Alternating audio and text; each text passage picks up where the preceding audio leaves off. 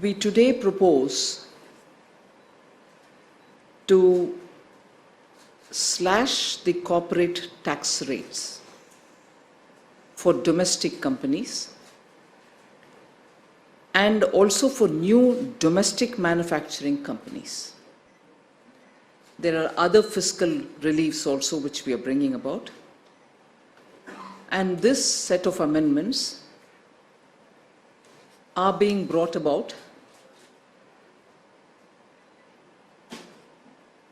in the taxation laws through an ordinance which we will pass, which is actually passed only probably a couple of minutes ago. And these amendments to the Income Tax Act 1961 and the Finance No. 2 Act of 2019, which allows any domestic company an option to pay income tax at the rate of 22%,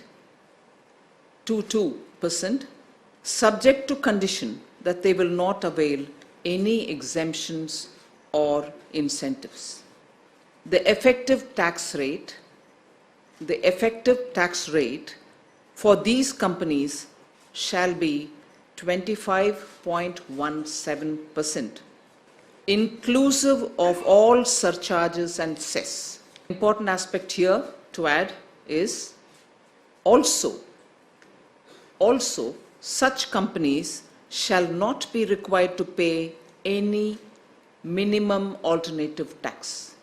So new companies which are getting incorporated 1st October 2019 or after, which also commences its production on or before 2023, 31st March, can avail of this at 15% rate.